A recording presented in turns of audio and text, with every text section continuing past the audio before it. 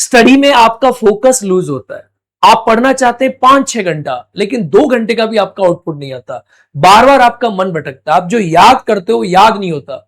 इन सब का सॉल्यूशन क्या है? इस वीडियो में मैं आपको 4 ऐसे मेथड बताऊंगा जो बहुत ही साइंटिफिक है, और यकीन मानो कि अगर आपने फॉलो किए ना तो आपकी स्टडी का आउटपुट बढ़ जाएगा और आपको चीजें ज्यादा से ज्यादा याद रहेंगी। ये 4 मेथड कौन से हैं? ये 4 फॉर्मूले हैं। नंबर 1 है फोन एग्जाइल, नंबर 2 है 50-10 का रूल फॉलो करना, नंबर 3 है स्टडी का एनवायरमेंट, और नंबर 4 है एक्टिव रीडिंग करना। आप इन चारों को एक बार अपना कर देखो। सबसे पहले हम बात करेंगे कि फोन को एग्जाइल आपको कैसे करना है। यानी ये वाला फॉर्मूला ये कहता है कि जब भी आप पढ़ाई करना शुरू करो ना, तो फोन को आप अपने आप से दूर रखो। होता क्या है, जब हम पढ़ते हैं ना तो फोन को अपने पास रखेंगे, हम फोन को टेबल पर रख लेंगे, अपने पास फोन रख लेंगे, और जब भी किसी का मैसेज आएगा तो तुरंत मैसेज देखना शुरू करेंगे, हाँ किसका मैसेज आया। तो मैं दुनिया के साथ क्या नहीं, जो फोन है ना ये दुनिया के साथ आपको कनेक्ट कर देता है। इसीलिए आप फोन को क्या करो, जब भी आप पढ़ने बैठो तो फोन को आप दूर रखो कि भैया मैं फोन में कुछ चीजें नहीं देखूंगा, उसे एकदम अलग कर दो, दूसरे कमरे में आप फोन को रख दो, आप उसे स्विच ऑफ कर दो। अगर आपका सवाल है कि सर मैं फोन से ही पढ़ता हूं, तो आप एक कोशिश करो कि आप फोन में ना जो भी उसका कॉलिंग्स वगैरह उसे ऑफ कर दो, आप उसके अलावा सिर्फ वीडियोस देखो। या आप क्या करो, दूसरा एक अपने पास फोन रखो जिसमें आप वीडियोस देखोगे, उससे आप पढ़ाई करो। जो आपका कॉलिंग वाला और मैसेज वाला चक्कर है, आप एकदम अलग कर दो। फोन क्या करता है, सबसे बड़ा रीजन है कि जो आपको डिस्ट्रैक्ट कर देता है।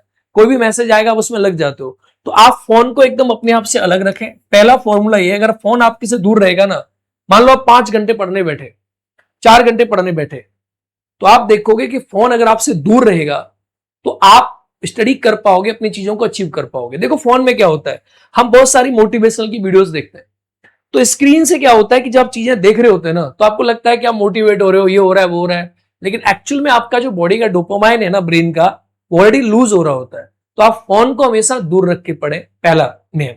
नियम नंबर 2 क्या कहता है, रूल नंबर 2 कहता है 50-10 का रूल।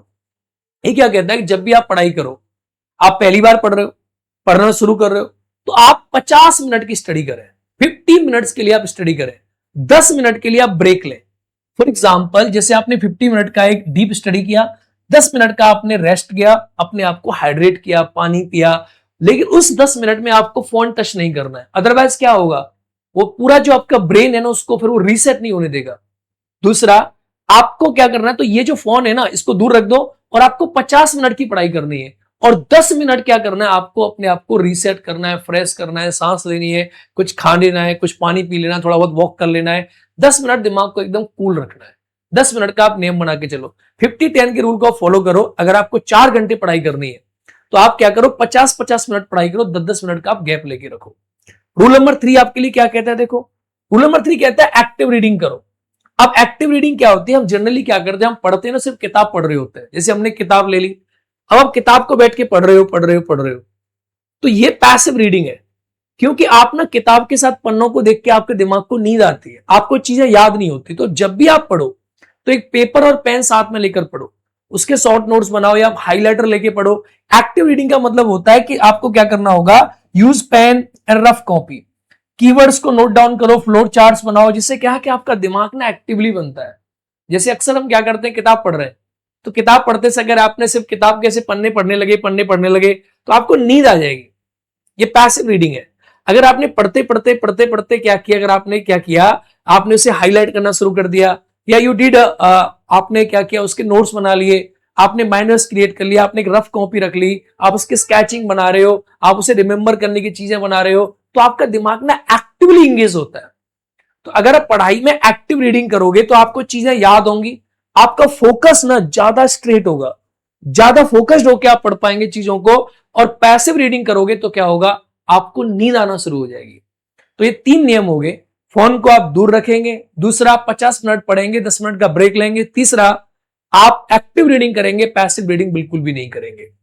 उसके बाद एक आता है, आपको क्या करना होगा, अगला आता है स्टडी इन्वायरमेंट आपका। देखो आप जहां भी पढ़ते हो ना, इसका बड़ा रोल होता है कि आप पढ़ कहां रहे हो, आप किस जगह पे पढ़ रहे हो, आपका स्टडी का एनवायरमेंट क्या है। जैसे हम किताब पढ़ रहे हैं तो कभी कभी बेड पे बैठ के पढ़ रहे हैं, बेड पे लेट के पढ़ रहे हैं, ऐसे आपका फोकस हो नहीं पाएगा। तो आप जब भी पढ़ो ना, आपको करना ही चाहिए कि आपके पास स्टडी इन्वायरमेंट होना चाहिए, आपका टारगेट होना चाहिए। आप बेड पर बैठ के कभी नहीं पढ़ेंगे, टेबल चेयर पे बैठ के पढ़ो। उससे क्या होता है कि आपका जो फोकस है वो ज्यादा अच्छा बनेगा। अक्सर हम क्या करते हैं, बच्चे पीजी में रहते हो, क्या करेंगे कि भाई बेड पे बैठ के पढ़ना शुरू कर देंगे, और बेड पे बैठ के पढ़ेंगे, थोड़ी देर नींद आ जाएगी, किताब रखेंगे, सो जाएंगे। तो आप टारगेट को अचीव नहीं कर पाओगे। आप लाइब्रेरी में जाकर पढ़ो, आप टेबल चेयर पे बैठ के पढ़ो।